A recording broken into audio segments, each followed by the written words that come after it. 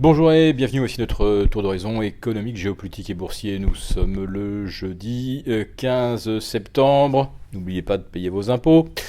Et pour comprendre comment tourne la planète finance, c'est sur la bourse au quotidien et nulle part ailleurs. Et l'épisode du jour va s'intituler Le fiasco des taux zéro.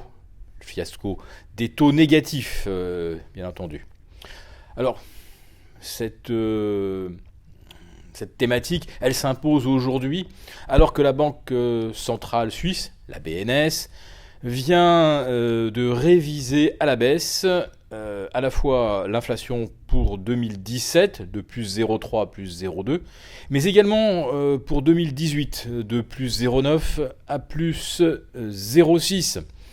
La Banque centrale suisse revoit également à la baisse ses prévisions de croissance pour l'année 2016 de plus 1,6 à plus 1,5, sachant qu'en début d'année on était à plus 1,8 et l'été dernier on était à plus 2.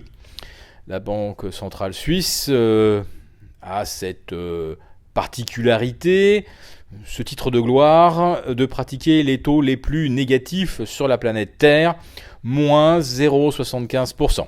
Elle les a d'ailleurs maintenus inchangés ce matin. Donc des taux négatifs, ça marche, puisqu'on en est maintenant à 3 révisions à la baisse des prévisions de croissance sur l'année 2016, et on en est à 2 révisions à la baisse de l'inflation pour 2017 et pour 2018. La Banque centrale helvétique n'est heureusement pas la seule à se fourvoyer dans les taux négatifs. C'est également le cas de la Banque centrale du Danemark, qui vient également ce matin de réviser les prévisions de croissance à la baisse. Et souvenez-vous de la Banque centrale du Japon qui nous promettait 1,5% de croissance en 2016, qui continue de s'accrocher à une prévision de plus 1, quand les marchés trouvent que plus 0,5, ça serait déjà un exploit. Oui, les taux négatifs, véritablement, ça marche. Ça marche très bien pour ceux qui investissent dans l'obligataire, qui achètent 100 pour espérer revendre 101, 102, etc. Les taux négatifs n'enrichissent que les grandes institutions financières, les family office, tous ceux pour qui l'obligataire est devenu une source de plus-value, quand les actions, vous le savez maintenant, sont devenues une source de revenus. C'est ce qu'on appelle le smart beta quand on veut faire un petit peu savant dans notre milieu financier. Le smart beta, ça veut dire quoi ? Bien, ce sont des entreprises qui distribuent des dividendes réguliers qui sont assez peu sensibles à la conjoncture et notamment par exemple au ralentissement de la croissance que l'on observe en Suisse, au Danemark, au Japon et également en Finlande. Tiens, j'ouvre une parenthèse, la Finlande, rappelez-vous, ce pays qui tirait à boulet rouge sur la Grèce, qui disait « si on fait un chèque aux Grecs, nous, on sort de l'euro ». Et aujourd'hui, la Finlande est un des pays qui a la plus faible croissance après la Grèce, parce qu'avec les sanctions à l'encontre de la Russie, aujourd'hui, la Finlande se retrouve dans la panade. Ils doivent bien rire aujourd'hui, les Grecs, de voir les Finlandais chercher par tous les moyens à relancer leur croissance. Et évidemment, ils n'y arrivent pas, puisque de toute façon, c'est interdit de le faire, notamment par le biais des déficits. J'en reviens donc au smart beta. Oui, smart beta, ça consiste à acheter des entreprises qui vont continuer à distribuer du dividende même si la croissance n'est plus là.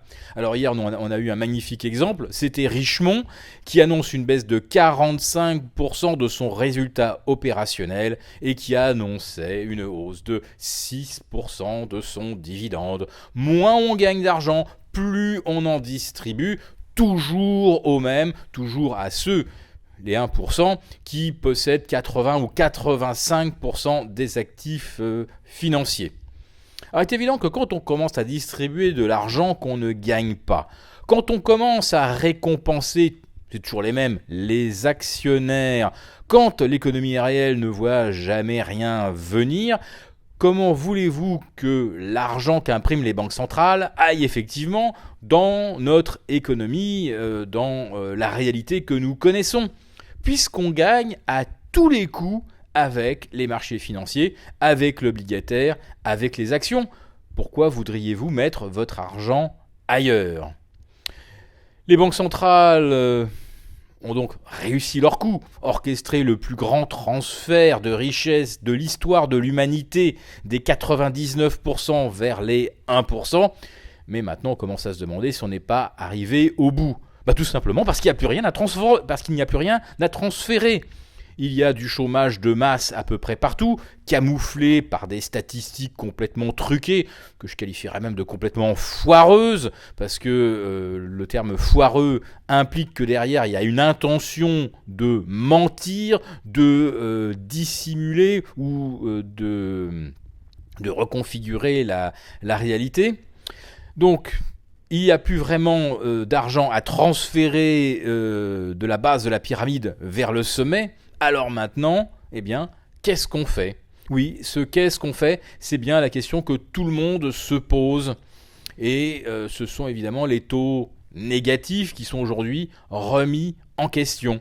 Des taux négatifs dont tout le monde commence à comprendre maintenant que ça ne relance pas la croissance ni l'inflation, mais que ça produit l'effet inverse. Alors il y a peut-être une seule banque centrale qui n'a toujours pas compris et qui va continuer, peut-être avec la fourche au creux des reins, c'est la Banque centrale du Japon, qui pourrait abaisser encore son principal taux directeur de moins 0,10 à moins 0,20. C'est une rumeur qui a suffi d'ailleurs à faire remonter les marchés et à empêcher finalement que les supports soient cassés en Europe et aux États-Unis. Donc aujourd'hui, effectivement, la question, elle est là. Quoi que fassent les banques centrales, c'est qu'est-ce que les marchés pensent encore possible? Est-ce qu'ils croient encore qu'il y a de l'upside? Est-ce qu'ils croient qu'il y a encore du potentiel de gain sur les obligations, sur les actions? S'ils ne le croient plus, quoi que disent les banques centrales, c'est plié. Mais ça ne va pas plier évidemment avant demain, vendredi, journée des 4 sorcières. On tiendra les cours coûte que coûte, à coup de rumeurs, et ça marchera, bien entendu. Sur le CAC 40, donc, on a enfoncé les 4380, mais on les sauvera probablement d'ici ce soir. À Wall Street, il faut toujours surveiller les 18 000 sur le Dow Jones, les 2115, 2120 sur le S&P. Et sur le Nikkei, ce matin, malgré les promesses de baisse de taux, on a quand même vu le Nikkei perdre 1,25% et se replier jusque sur 15 350. Et là aussi, c'est un support bien identifié. Donc, d'un point de vue technique, on est effectivement à la croisée des chemins. Et psychologiquement, les marchés le sont peut-être aussi, parce qu'ils ont compris qu'aujourd'hui, les taux négatifs, évidemment, ça ne fonctionne pas. C'est tellement évident pour tout le monde que les banques centrales ne vont pas pouvoir continuer de prétendre que les taux négatifs vont relancer la machine. Plus personne n'y croit, et là, c'est leur crédibilité qui est en jeu. Alors, nous vous expliquons donc tout cela aussi. Pour ceux qui ont des contrats d'assurance vie, c'est peut-être le moment de faire des arbitrages. Parce que si votre portefeuille obligataire est au maximum de ses gains aujourd'hui, et on va dire que c'est la même chose pour les actions, c'est peut-être le moment effectivement de prendre des mesures, de faire des placements qui ne rapportent rien, mais qui au moins vous garantiront de ne pas perdre.